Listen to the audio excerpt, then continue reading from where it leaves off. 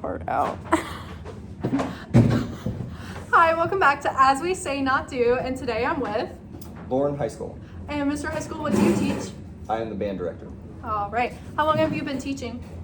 This is year 9 for me overall, but this is year 8 in West Virginia. Can you just provide some of your background, like education and stuff like that?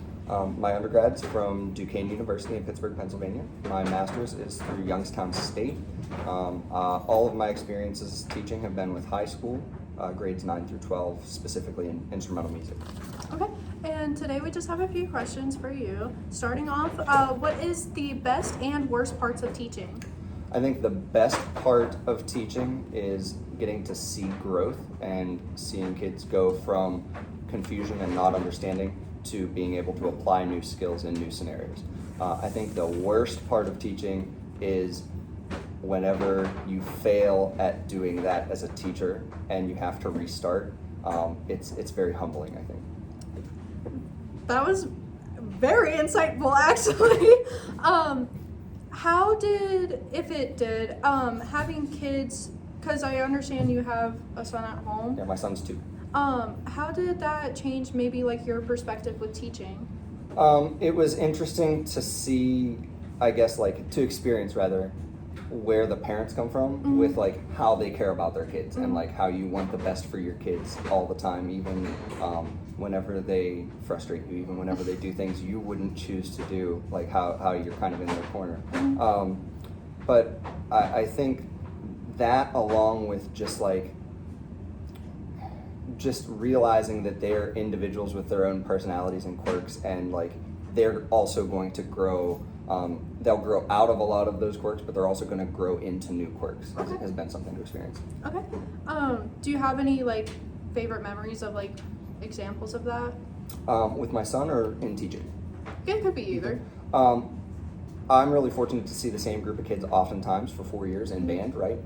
So I get to see them come in as the freshman that doesn't know anybody, and we always use the analogy of okay, first day of school, you're already going to have a lunch table to sit at because you've got 160 friends.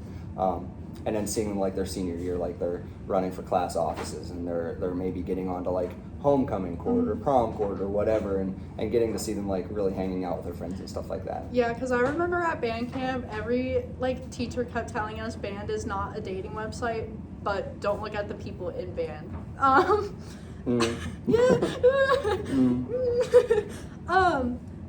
So this one is a little bit heavy.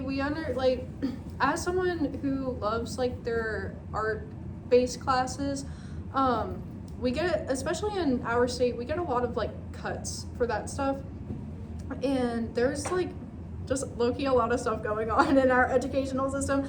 As a parent and teacher, what concerns you about the educational system as the moment? This is going to sound soapboxy. Let me preface. I'm afraid as a parent and as a teacher, but a lot as a parent, that we are prioritizing things that ultimately don't matter. Yeah. Case in point, I think we're prioritizing benchmarks of various types over the experiences that get students to meet said benchmarks. Yeah. So we're cramming for tests, we're cramming for standardized tests, we're emphasizing the importance of the grade, right?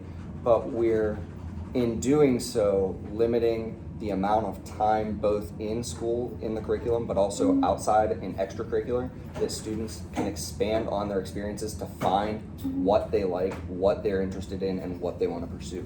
The big talking point ends up being college preparedness, right? Yeah. So freshman, sophomore year, sometimes even earlier, it's what do you want to be when you grow up? What do you want to do? Where are you going to go to college? Where are you going to apply? And I think a lot of times from the conversations that I have, I see students that decide that they're going to go to X college for whatever reason, but whenever I ask what they're going to study, they're like, well, I'm not sure. And it just seems almost counterproductive. Why wouldn't you choose a college that's strong in the department you want to learn about instead of choosing the college first? That's kind of how I felt deciding between Shepherd and WVU, because I want to go into criminology, but I definitely knew I wanted to do color guard, which is why I was kind of leaning to Shepherd more, because I knew it was more possible for me to get in it rather than the Pride. But I ended up choosing WVU because it definitely has a lot better of a criminal justice program for as large as a school it is. How do you think these issues can be improved? I think it's something that we just have to be cognizant about first and foremost. Like, we just have to be aware that this is happening. And then from there, I think we just need to be strategic about what experiences we offer and why we're offering them. Okay. So rather than just say, oh, we're going to take this field trip because it's fun and you might learn something. Okay, we're going to take this field trip because this is the unique opportunity you're going to experience. Okay. And touching on how you mentioned like the benchmarks, instead of focusing just being there and focus on how to get there, what do you think we should be specifically, like, are there any classes you think should be more regulated? I don't know that I have an opinion on that, to be honest. Yeah. More so, I just think students being exposed to various scenarios and having the chance to grow through them. Yeah. You're not going to like everything. Yeah. Nothing against math, but I did not have fun in math class and I struggled in math. I loved English class. Yeah. Loved writing, loved learning about all of the stuff. Still ended up in music, but both of them offered me opportunity to grow. Yeah. And the same thing, obviously music was impactful for me. But the same thing happens with kids in theater departments. The same thing happens in math, English, science electives. It's all experience-based. It's just how we're giving students those experiences. And then especially around this area, a lot of students, they already have a set mind on their teachers, even if it's like just because of the subject. How do you think we can understand our teachers better? We didn't go into teaching for you specifically. Yeah. We went into teaching because we love our content. We went into teaching because we love helping people. And we went into teaching because we love sharing something that we love with people in a way that will help them.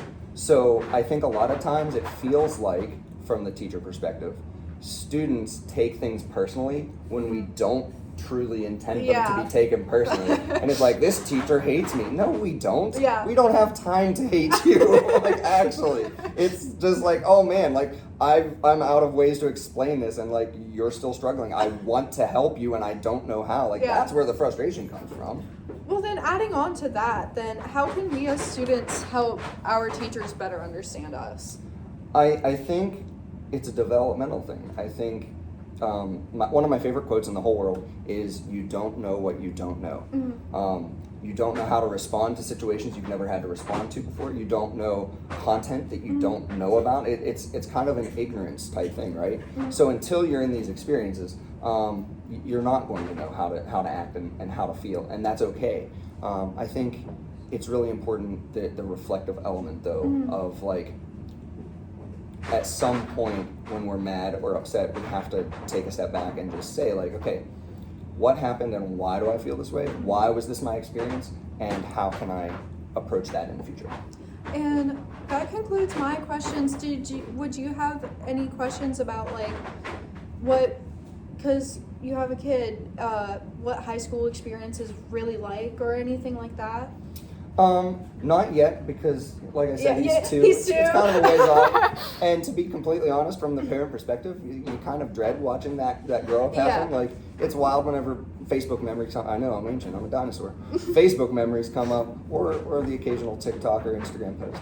But it's like, oh man, like last year he dressed up like this for Halloween. Yeah. And then now you see him in his new Halloween costume. It's like, oh my God, you could like open the door by yourself. Like, where's this kid that like looked like he was like wobbling, gonna fall over, and now all of a sudden he's like kicking soccer balls at me left and right. Like, when did this happen? So it's, I think, just kind of, you have to, from a parent perspective, you got to savor the moment. Well, I want to thank you for coming in today. It was super nice talking to you and very insightful. Again, as we say not do, this was Mr. Hyskell. Thank you. Thanks.